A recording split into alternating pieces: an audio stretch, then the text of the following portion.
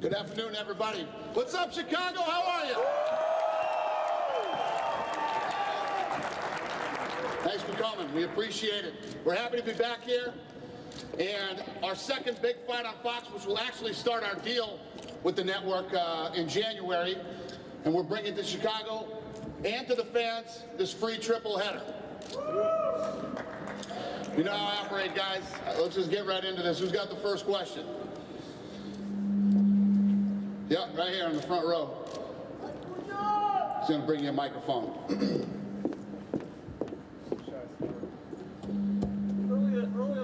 Mike Finch, MMARecap.com.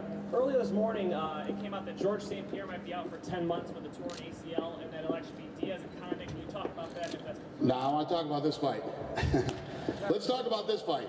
Yeah, George St. Pierre's out. That sucks. I want to talk about this fight. I have one more question. You chose 4 wrestlers to headline the Fox card. Was there a reason for that? No, we chose guys. The way that this fight goes, all these guys are in title contention right now. All these guys up here on the dais are in title contention, and the way that Munoz and Chael Sonnen work out, the winner of that fight fights Anderson Silva, and Damian Maia and Bisping, the winner of that fight, would then fight the winner of the fight between either Munoz and Sonnen against Silva. That was confusing. You understand what I'm saying? You know what I meant, right? And then obviously Rashad Evans and Davis, the winner of this fight, would fight the winner of Machida and Bones Jones. Right here, second row. Oh no, never mind. The mic's over here. I apologize. Michael David Smith, MayFighting.com. For both Mark and Chael, you've both talked about wrestling each other in college. I think, Mark, you said there were maybe some dirty tactics that Chael employed, and I'm wondering if each of you can tell us if that's an accurate representation. And also, can you just talk about how you think the wrestling or MMA matches up for the two of you when you meet in the octagon? I talked about when we wrestled Chael. In the heat of the battle, he, got a knee bar and cranked on it a little bit, and it happens. You get things, tweaked on and everything, and that's what happens sometimes, and the ref is there to actually stop it. So, it's water underneath the bridge now, and Chael he's fought for a long time. He's a great fighter, and it's going to be an honor to fight him. He's got awesome MMA wrestling. And for me, I got great wrestling, but you're definitely going to see a lot of wrestling going on. Dana, tell us about coming back here to Chicago. Hold on, Chael's got to finish that question. Yeah, well, Mark's explanation of heat of the moment, I appreciate that, but I can assure you it was a calculated and premeditated event, and I offer no apology. And secondly, I don't even remember college. I'm driving around in a car with no insurance, a pocket with no money, and the biggest thing on my mind is which kid should I sit next to on exam day. So as far as a wrestling match goes, that's the fourth thing on my mind. I assure you, on January 28th, I will be ready. It will be one more in the win column, one more above the mantle, and one more for the bad guy. It's been about 3 years since you guys came here to Chicago. It's been about 3 years since you guys came here to Chicago. Tell us about coming back here, and tell us about adding the fight between Michael Bisping and Damian Maia before the tough finale. Was that on your mind potentially to match one of those guys up against Damian Maia if they got out healthy? Yeah, no, this thing was always supposed to be a triple header, and we've been having this horrible string of bad luck with injuries, and we put together 2 different fights that couldn't happen. So we said maybe things will go our way on Saturday if Bisping, with the winner of Bisping and Mayhem. Bisping pulled it off easily with no injuries and jumped at the opportunity to take the fight on Fox. Dana, sorry. The mic situation is not good here today. I'm loud. I'll be loud. Maggie Hendricks with Yahoo Sports. One of the nice things with the Fox deal is that there are so many different stations that can be used. but a lot of people are finding that fuel is not very widely distributed. In fact, Comcast doesn't distribute it. Yep. So what kind of things is the UFC doing to make sure that it can be more widely distributed? Okay, she said that the great thing about this Fox deal is that they have so many different platforms, meaning networks, that they can distribute UFC on. But fuel isn't very heavily distributed, does it? It's not in as many homes as most of the big networks. Well, I think that was part of Fox's strategy in signing the UFC. Since they found out that the UFC is coming to Fox and fuel is going to be a huge destination, basically you can't be a UFC fan and not have fuel. We're going to have so many live fights and content that MMA fans are going to want. They've already gone up 11%.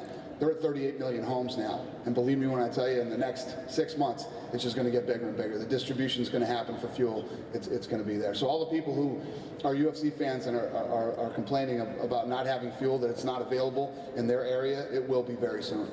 And is there anything that fans can or should do to try to get it more widely distributed? Yeah, I mean, I think it's already happening. The announcements that we've made have people basically bitching at their cable companies right now, saying I don't have fuel. Like I said, it's already gone up 11%. That's a huge jump. But since we announced the deal in early September, and they've already gone up 11%. Hi, Matthew C. Scar with CageFanatic.com. This question is for Chael Sonnen. Chael, you have a difficult fight coming up against Mark Munoz. If you were to win that fight, would you still grant Anderson Silva a rematch?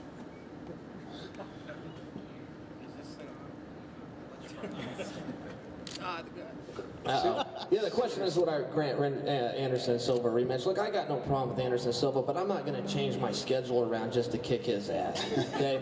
I'm not waiting for him or anybody else. If I'm not the best guy and Mark is, then God bless him and he can go have the shot. But Anderson's not going to fight me in America, in Brazil, in Antarctica, in his kitchen while I'm trying to get a decent Brazilian steak. He is not going to fight me, and don't fall for the hype that he is.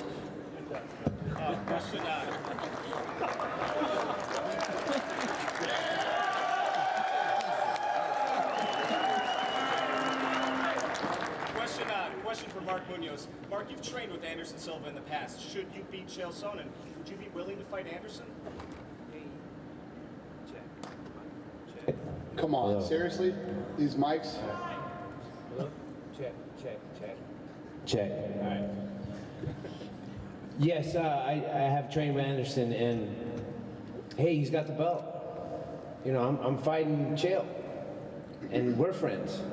You know, in order to get to the belt, I got to fight Chael. And that's how it is. I mean, I'm not going to make it more than what it is. It's a competition. You know, it's nothing personal. It's business. And I want to become a world champ. Dana, over here, Matt with Chicago's MMA. Chicago's own Shoney Carter is in the house. I see him. And how could you miss him? Exactly. He's expressed a desire to fight on this card in front of his home fans, just a one-time shot, and we're wondering what do you think about that, if that's a possibility. I think he needs to call Joe Silva. He needs to have that conversation with Joe. Good luck, Shoney.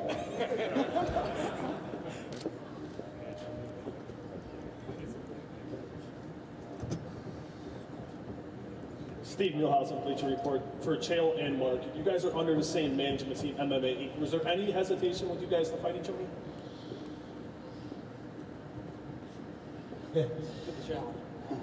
Yeah, you know, I mean, we talked about it, and you know, it was difficult, but it is what it is. You know, we're gonna fight each other, and we're gonna put on a great show, and that's all it is. That's the bottom line. Period. End. You know, listen, everybody's got guys they don't want to fight, and Mark is definitely on the top of my list, and not just because I like him, because he's a hard match. I've competed with him before, and I've never beat him. But look, we have to do this, and on top of that, Mark and I agreed to fight to set an example for the rest of the guys. This is just competition. You know, basketball players don't not play each other because they're friends or they practice together or any other excuse that guys have for saying no. The answer is yes, and we will compete, and we will shake hands, and we will live with the result. And a question for Michael. Michael, welcome to Chicago. Did you get that pizza last night, or what did you drink last night? Thank you. Yeah, it's a pleasure to be here. No, I didn't get any pizza. Proud to be part of this event. Obviously, Saturday night went my way. Damien Mai's a tough fight. Thanks to Dana and the UFC for giving me this opportunity. Really excited to be on the card and really excited to fight again and fight the winner of one of these guys up here. Michael, you seem to compete better over here in the front. You seem to compete better against guys that you don't like. You seem to have a dislike for Jason Miller. Some of the guys that you haven't taken a liking to, you've done extremely well against. Tell us about Damian Maia, your initial thoughts about fighting him. Do you feel that you really compete better against guys that you have a dislike for? No, I don't think that's an issue. Yeah, you're right. You know, Jason Miller, you know, he talked a lot of trash, and I really didn't care for the guy. But ultimately, on the night, you know, you're going to fight.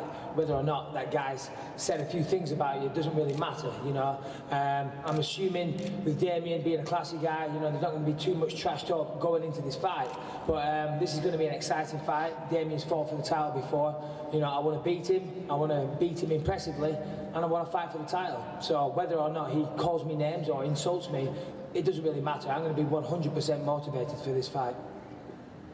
Chicagoland Sports Radio, Sean Carter. How you doing? Go ahead, right here. Right here. Yeah. Dana, I'll talk to you later. We'll talk to you later. Dana Hirogo from thefightnerd.com. What do you think is going to go different in the Fox broadcast this time than from last time? Well, again, to explain that first fight, the first one we did, we didn't have a deal with these guys yet. The deal starts in January. We just did that to kick off the relationship with Fox, put one fight on. The difference between this one and the last one is this show is going to be 2 hours. There's going to be a lot more fights than there were in the first one.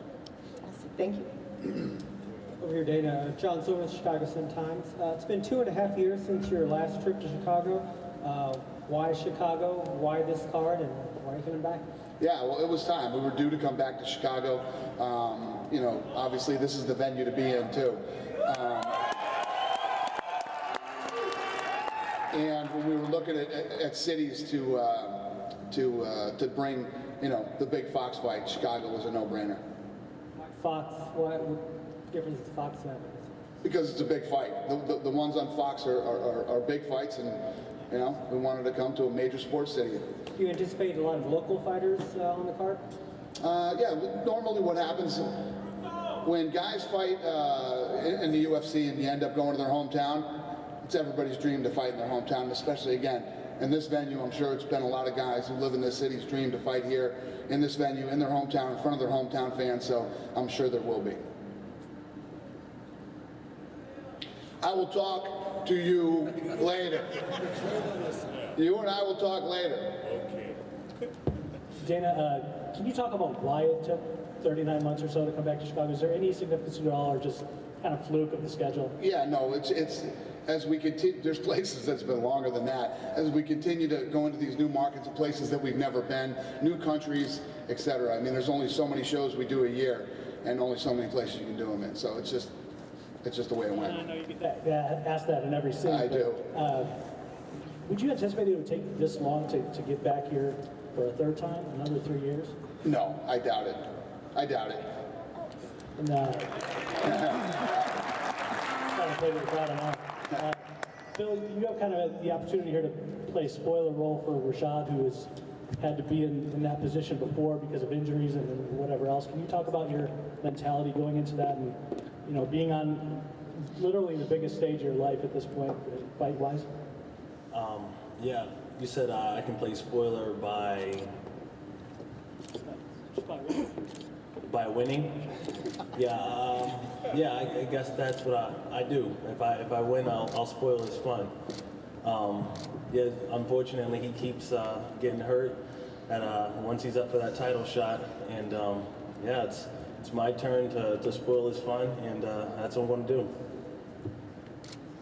All right, gentlemen, there's a whole lot of wrestling credentials up at this podium, and I'm wondering who's the best wrestler? Who can say they're the best? Go answer it. I know you want to. There's only one way to find out.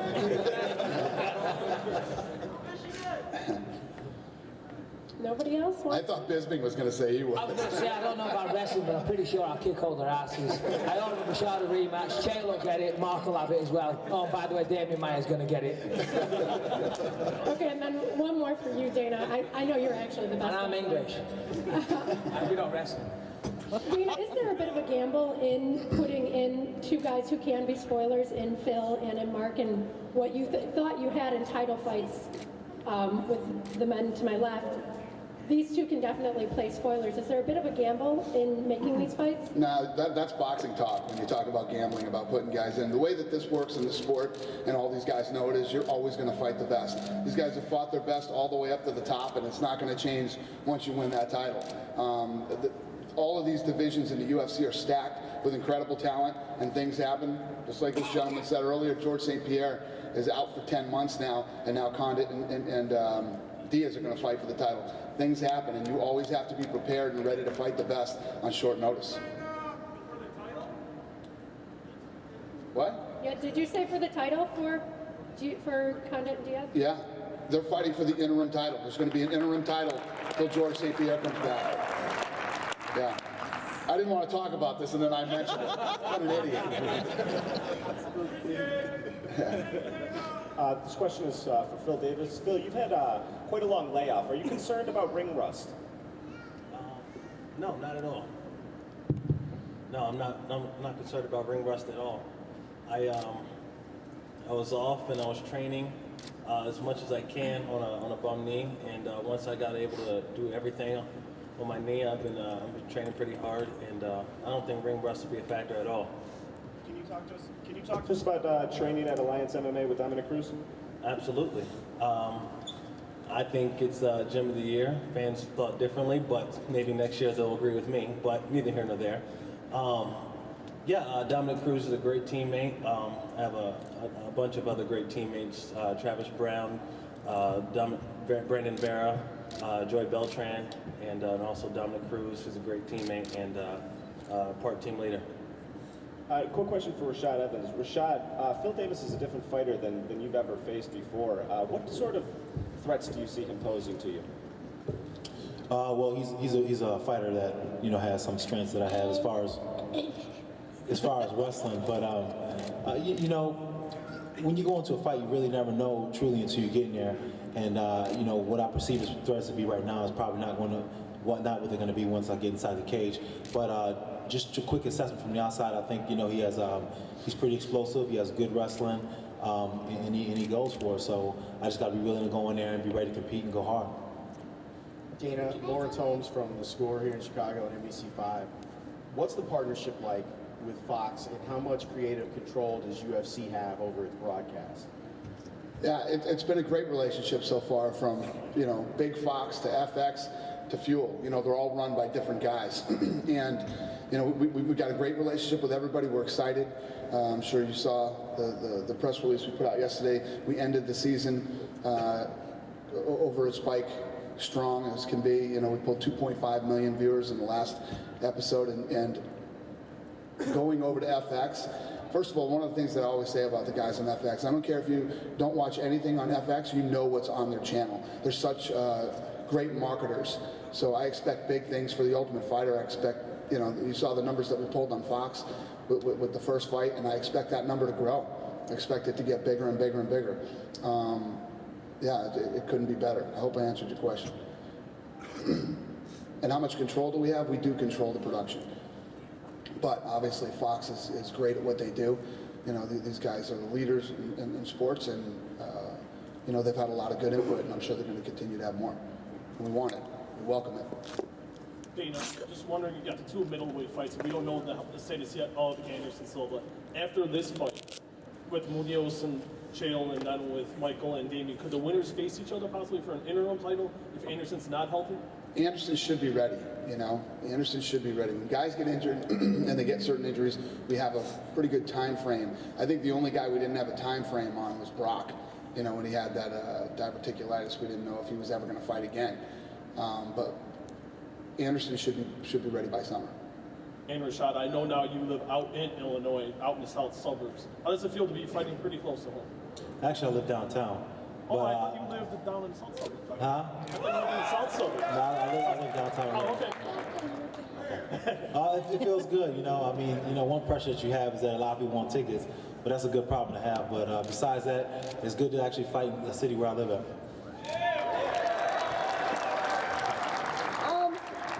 Hold on.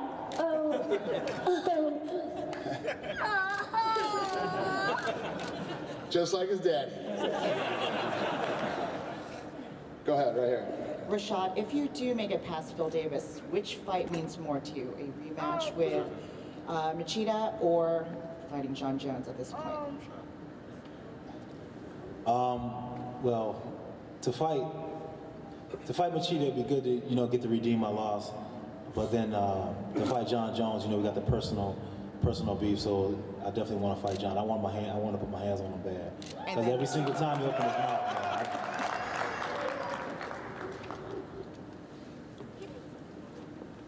Mike Finch with MMARecap.com. Question for Chael. Chael, Dan Henderson recently tweeted all the injuries that keep Anderson from a rematch with me and Chael will heal real fast if they offer Bisping to him. Do you agree with Dan Henderson that Anderson's injuries are fabricated? Well, I don't believe Anderson's hurt. I know he says he's hurt, and then he did a training camp with Vandelay that got caught on tape. He just got done with working out with Machida that got caught on tape. But I really don't care about Anderson Silva. You know, I truly don't. A guy with how hard is it going to be to become world champion beating up math teachers? You know, I don't understand it. Give Anderson Silva my schedule and see how well he does. So, does that answer your question? Yeah, I think he's ducking me. I think he's ducking Dan Henderson. I don't know that he'd be eager to fight Bisping. You'll have to talk to Dan about that comment. But no, I don't think he's hurt. Mike, do you want to respond to that? Well, he's just another person that had his shot, weren't he? I seem to remember him getting tapped out just like Chael did. So both of these guys have a problem with submission defense. You know, just if he's bitter about it, don't talk shit about me about it just because you blew your shot. Thank you. I have a question for Dana White and Rashad. Dana, you schedule the Fox, the big show on free TV at the same time as like a Pacquiao fight. They cost people $59.95. So they have that, what do I do, what do I do? And then you give them an offer like this. Are you scheduling things like that as a direct attempt to steal more buyers, like a direct attempt to attack boxing, really? And then the second question would be, Rashad, we all know you want to fight John Jones, and people have to fight friends and all that. But what's harder is you have moved from places you've trained for years and developed relationships and moved. Is it hard as a fighter to uproot from basically a family and then go elsewhere and you miss what are basically brothers and friends and more than just fighting partners, but trainers and such? Yeah, the answer to that question is no. I don't ever attack boxing. What you have to understand is when you look at your schedule for the year and how many fights that we do throughout the year, there's things that you're bumping into and things you're trying to avoid. Big college football games, big college basketball games, NFL. I mean, the list goes on and on. You're going to run into somebody. And there are dates out there that are considered good fight dates. Always have been since, you know, the 80s or whatever it is. And the days that we land on, what you don't ever see us do is go head-to-head on pay-per-view. Like, oh, Pacquiao's fighting tonight. Well, we don't care. We're going the same night. We go on, we take some of our free fights, we put them on. We actually think it's better for everybody, and it's been proven. On nights that we stay home, on nights that we do the free fights on free TV, and there's a boxing pay-per-view, more fight fans are going to stay home that night. The times don't cross either. So you can stay home, you can watch the UFC fights for free, and then click over to pay-per-view and watch a Pacquiao or whoever. You know, for instance, the other night the Cotto Margarito fight was on, the same night as the Ultimate Fighter. We pulled 2.5 million viewers that night, and then I don't know what they did in pay-per-view buys, but traditionally, every night we go the same night, both of us do very well. And to answer your question, yes, it was hard to switch camps and go to a different team and reestablish relationships with people and just go through the whole gambit of what it takes to develop a team. But after making a switch, I can see exactly what was missing in my old situation. And sometimes when you stay in a situation for so long, things kind of become stagnant. And it's good to be in a situation with the team I'm in now that things feel fresh again, things feel new again, and then you get to feel the old way how things felt at Jackson, because when we first started, it was about team. It was about, you know, everybody helping each other out, pushing each other to the limits, and getting the best work in. And then once I left and exited, or before I left, it started to become far from what it was then. So it's good to go back to a team that actually has those founding principles, which I started in. Damien, quick question. You haven't submitted somebody since Chael, I think, was your last submission. Sorry, Chael, don't hate me. Do you find that there's pressure going into fights to look for submissions? And when you look at Michael's fight on Saturday against a good submission guy, you know, obviously Miller wasn't able to do anything with it. Do you find pressure in that department going into fights? Yeah, of course. You know, when I started the UFC, I submit 5 fights in a row. So, you know, everybody, when I go to the ground, they expect me to submit the fight. So, when, you know, when the fights start going, I don't submit, people don't like. But it's just, you know, expectation. But I fight every time like tougher and tougher guys. And it's normal. And, you know, I took a time learning more boxing and Thai boxing and even wrestling. I've been in Chicago like 3 times training wrestling here last year. I cannot just train jiu-jitsu anymore. I need to be an MMA fighter. So I think, you know, I will come back, but this is a great opportunity to come back and try to submit this fight.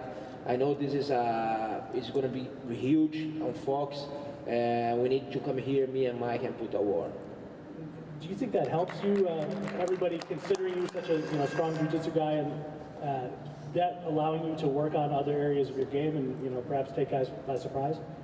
Yeah, of course. I've been training a lot of boxing lately, and I think I developed. Now I'm training with a Cuban guy in Brazil, and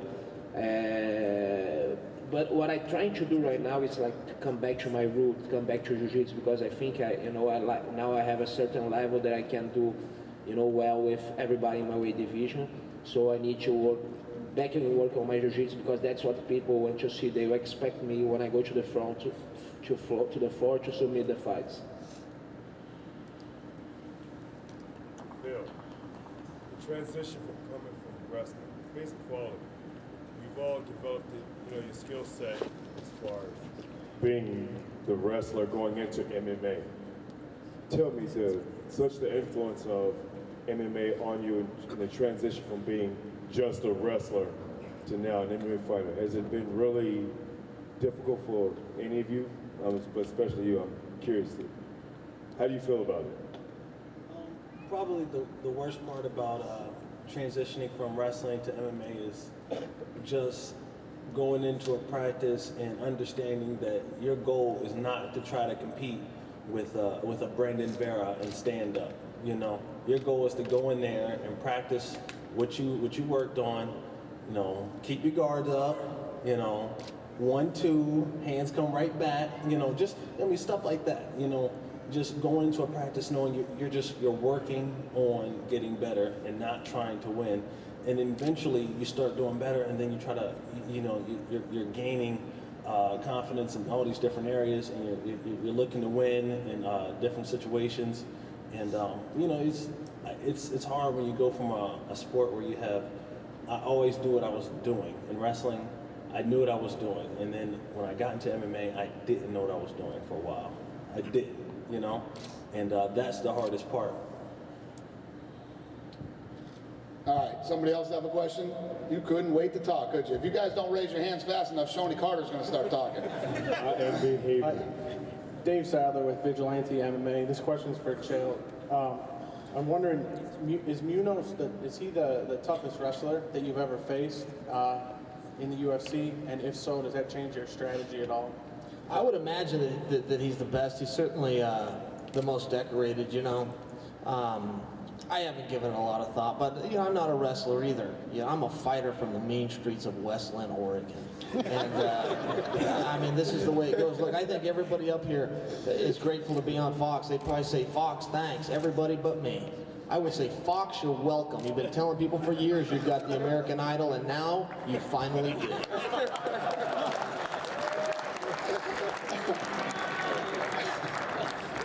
Yes, sir. Peter, Fight News. First answer, they did 600,000, Margarita versus Cotto, the same night. 600,000 pay-per-views, Margarita versus Cotto. Oh, it did? Yes. 600? 600,000, around. And now the question, are you changing a little bit our business model, going from pay-per-view to Fox, marketing-wise, like NBA and the major leagues are going, or just a supplemental way? Yeah, no, what we're doing is, now that we have this deal with Fox, I think what happens is we're going to expand our fan base. You know, this sport's been growing very quickly over the last 10 years, and the reality is once you become introduced to the sport, you become addicted to it. It's a very addictive sport. And now, you know, the television deal that we had before, we were very limited in our reach. Now, you know, some of these major sports cities like Boston, New York, Chicago, Philadelphia, and the list goes on and on. These are states states and cities that Fox nails that we didn't in the past 10 years.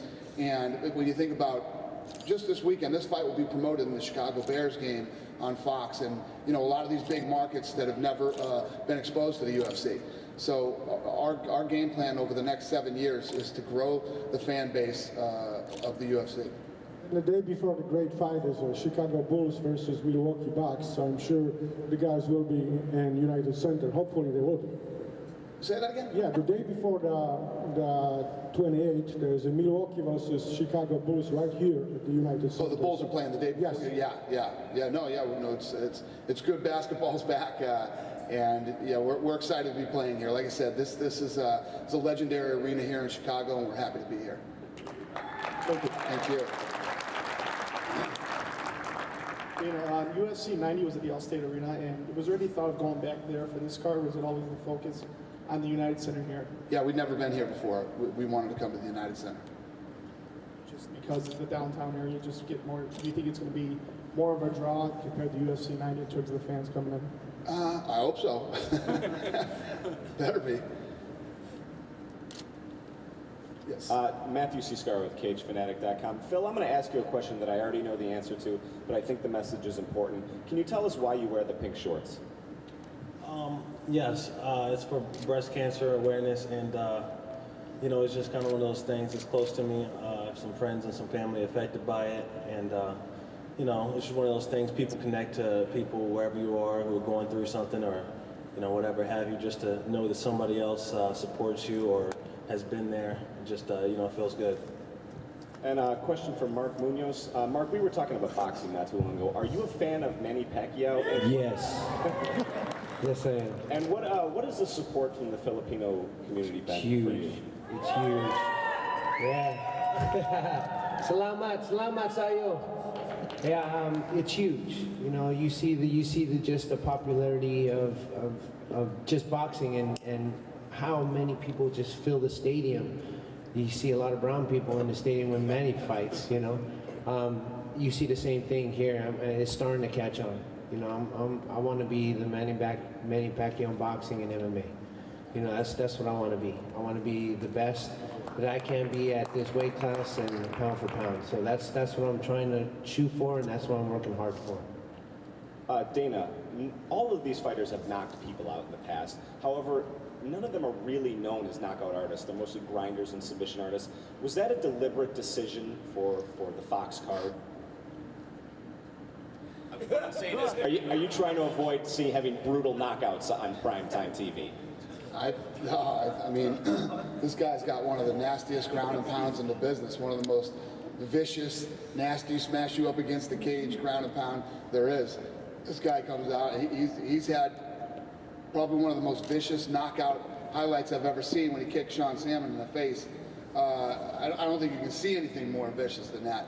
His style also is I mean, anything can happen on any given night with anybody. I mean, I can't look at a fight, you know, two fighters and say, well, let's put this one on, this won't happen, or that won't happen. The thing that makes the sport so exciting is it's completely unpredictable. We got over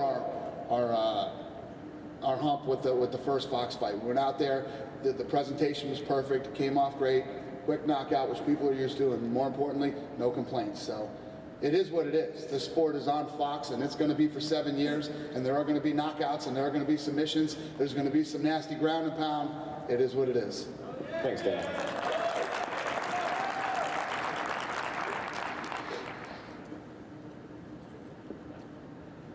Lipinski, Wrestling Observer.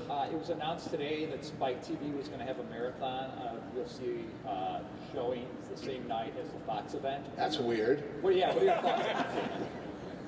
Again, it is, the funniest thing about that, and I say it all the time, is we didn't make the decision to not be on Spike. Somebody high up in the Viacom, like I said, somebody high up in Viacom let the biggest sports franchise in the last 50 years go. And they're acting mad at me. I didn't do it, they did. They got to do what they got to do to program their network. It is what it is. Dana Hiroka from the Fight Nerd. Dana and Michael, this was one of the best received seasons of The Ultimate Fighter. What do you think going forward? Did something change this year in the way you pick the coaches and the fights, or is it kind of the luck of the draw? No, the Ultimate Fighter has been one of the longest running reality shows on television, and it's the thing is it's a very relevant show, and you can watch these guys live in this house. At the end of the season, one guy moves on and wins the contract, but 4 to 5 guys a season end up moving into the UFC, move on to fight nights and into pay-per-views. I mean, if you're a fan of fighting or of mixed martial arts, it's a great show to watch. This season, there was awesome dynamic between the coaches and the talent this season. I said it before we went on. This is the first time that we've ever shown every single fight to get into the house because they were that good. This was just, there was great talent, great heat between the coaches, and it was a home run. And as a fight fan, knowing that you're going to see the coaches fight on free TV is definite incentive to keep watching. Is that something that you think affected the ratings? Yeah, no doubt about it. I mean, the 2 times that we've done that, the other time was with Jens Pulver and BJ Penn. We pulled great ratings with both, but that's what we're so excited about moving into this next season on FX. Every fight, the fights are live. You're going to be watching them live every week. So, and all the other stuff, all the stuff that happens, the reality is what we call Jive Live. It will have happened in the last 2 days. So the reality will have happened in the last 2 days, and every fight is live. It's going to be a killer season next season. Thank you. Me too.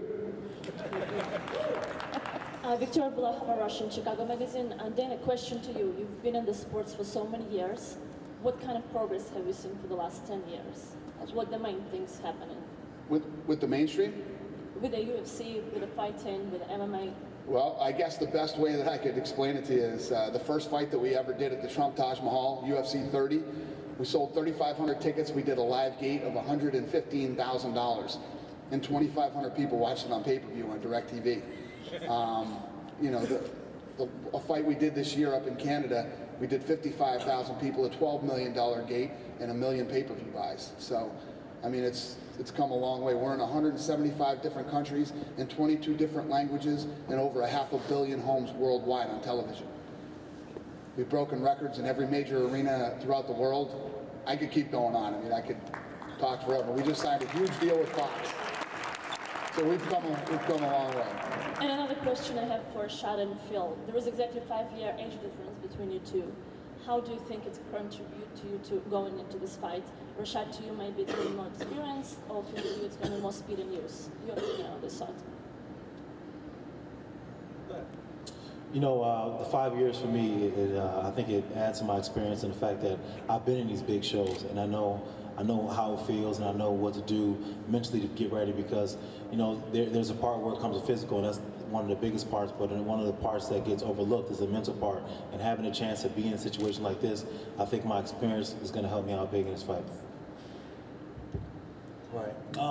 Where I lack experience, I just make up with just being a champion at heart. Sometimes I don't always know what to do, but I just find a way to get the right thing done, and that's winning. And that's just one thing I'm good at. I'm going to take one more question from you guys, and I'm going to pop up into the fans and ask the fans a couple questions here.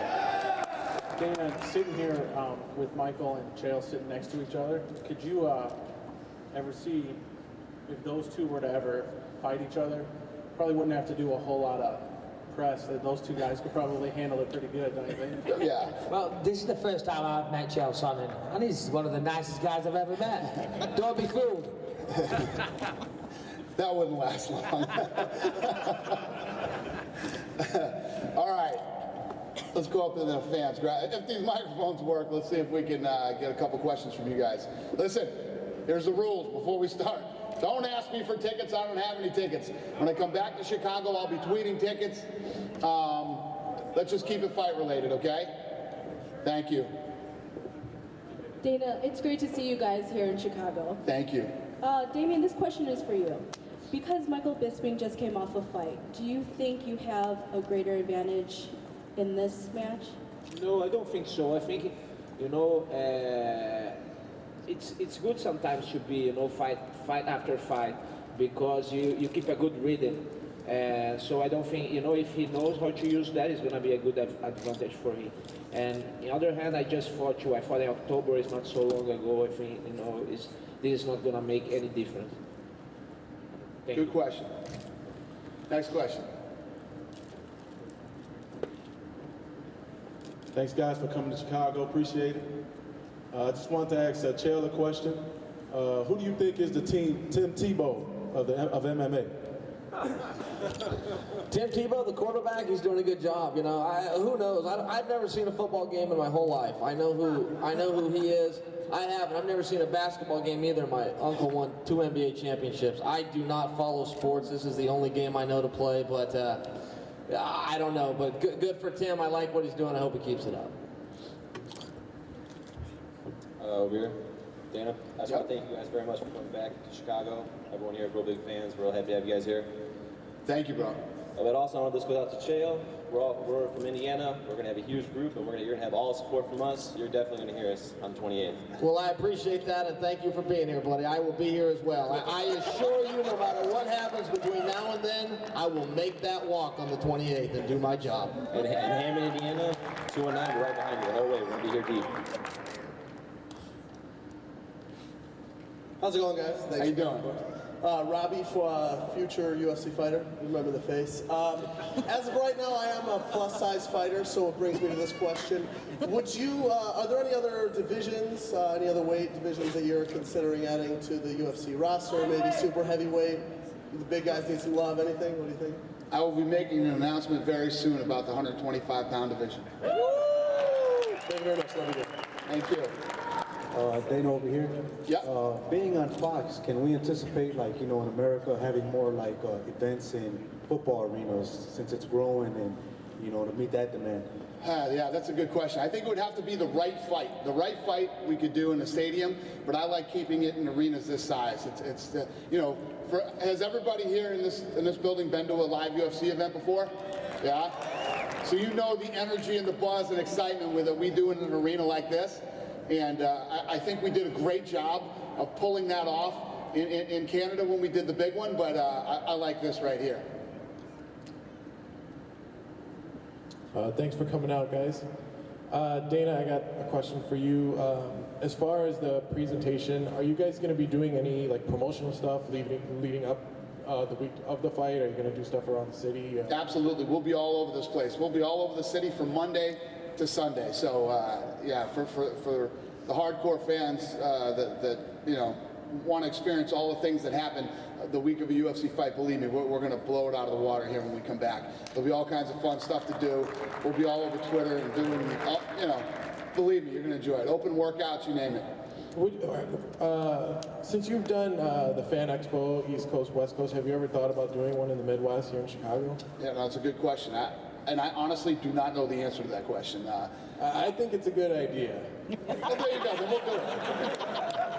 And then also for Bisping, is this something that you want to do where you have a fight back to back? I mean, the other day on Saturday was just like a 3-round sparring session, but is that something you like to have fights that are close together, or would you rather? Well, it was a three-round ass kicking is what it was. But yeah, you know, I mean, Dana came and asked me to do the fight, and you know, why wouldn't I take this fight? You know, I mean, I'm in shape, I'm on weight, I've just had a long layoff doing the Ultimate Fighter, so I want to make up for that. And I'm in my prime, you know, I'm 32 years old, I'm not getting any younger. I want to fight as much as possible, you know, and Damian Maia, you know, is a great opponent for me. Over here. I have 2 quick questions. One, would you let any of the fighters double as a quarterback? We could use some help. The other one, if Chael acts any more like a professional wrestler, would you consider dropping the title from the top of the arena, maybe Chael Sonnen and Mark Munoz ladder match?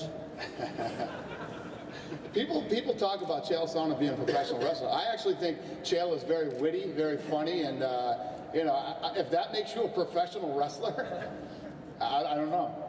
I mean, the guy's funny. He's quick-witted. And trust me, when he goes in there, he's not doing professional wrestling when he steps into that cage. He's in there to hurt people. In a competitive way. Dana, thank you for coming to Chicago. Thank you. You like my spider shirt? What is it? I can't see it. These lights are... Asking Sheo if he likes my spider shirt. I love that shirt. It's awesome. Hey, but Dana, let's just say that Bisping beats Maya and Sonny gets that title. That'd be a great tough. Just throwing it out there. If Bisping beats Maya, who fights who? So if Bisping beats Maya... Are you trying to say me and Sonnen would be a good ultimate fighter to do? Got it. But that's what we want. Come on, give me a break, mate. I've just finished one. You're the master. Oh, the ultimate fighter. Okay. Okay. I couldn't understand you, and I definitely can't understand Bisping, so that was a tough one for me. How's it going? Dana, yeah, how's it going, Dana? Thank you so much for coming back to Chicago, man. It's been a long time coming. I really thank you and Zilpha, Lorenzo, everybody. Thank you. Chicago. My question for Chael. Chael, it seemed like you got a lot of respect for Mark Munoz and you got a lot of respect for Brian Stan. It seemed like, you know, the more respect you gain for your opponents, so maybe, you know, you might finish this one off too. You know, are you looking to go for another submission victory, or are you going to ground and pound, or are you going to do something new? What else? Well, you're welcome that we came back to Chicago, and when Dana and I made that decision to do that, and he takes most of the credit for it, but when we decided, we actually had you specifically in mind. So thank you for coming out today. And secondly, you know, I don't plan for any of that stuff. I hear guys talk about game plans and footwork and strategy with their coaches and their gold teeth and their 8th grade educations. I don't care about any of that. I am, you know, Mark Munoz is going to find out, and I do like him, but never piss off a gangster. Second one is, I want to know if you ever thought about going off to be a politician. You know, I know Joe Rogan said he'll vote for you, and if you ever go for mayor or anything, if you ever go for a politician, maybe you can be the president, I'll vote for you. But, you know, I appreciate that, and I actually held public office, and I left the only way a person should, in handcuffs.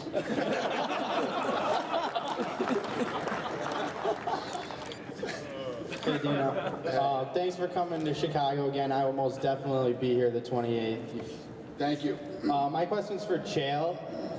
Before you get to smash Silva again, are you? Do you have a game plan? Like you said, I know you just said that, but do you want to keep it like on the ground, or do you want to stand up with him because he's got such a high wrestling credentials? Are you talking about Anderson or Mark Munoz? No, Mark, sorry. Oh, well, yeah, you know. Anderson has none. I really don't know. I don't have a huge confidence that I can get Mark down. If I do, I'm not very confident I can keep him there. And I think the same goes the other way. I am confident that he's not going to get me down. If he does, he's not going to keep me there. So it's going to be a little bit of a different fight. But I've been in this spot before. I've had guys where I can't get them down, and we had to go about it the old-fashioned way. So, you know, we'll see, but I'm not planning for it. I know it's a hard fight. I've felt this guy before. I've competed with him before. He's a tough guy. All right, we're going to take 2 more questions from you guys. I know you guys stand on line. I apologize. All right, I'm over here. Yep. Rashad, we've seen in the past, you've seen the 2 versions of Rashad Evans. We've seen the hardcore wrestler and the ground and pound Rashad Evans, and then we've seen the highlight reel knockout Rashad Evans. Which version do you think you're going to bring to this fight? Neither. All right. Feels like that knockout was Spanish. They're so quiet and mousy. But you know, whatever one shows up, I prefer to, you know, bring out the knockout one, because Phil, he needs to get knocked out. Glad you mentioned that, because one of your buddies, John Jones, said you don't have much of a chin. Well, we got to see. You got to find out for yourself, right? I was already thinking that. Hey, but I bet you won't be able to put your hands on me though. I bet you be the first one to take a shot. I guarantee you be the first one to take a shot. We'll see. Guarantee. I guarantee you're gonna be the first one to take a shot. Well, I gotta get a because I'm gonna put those hands on you worse than that dude did with other kids at Penn State.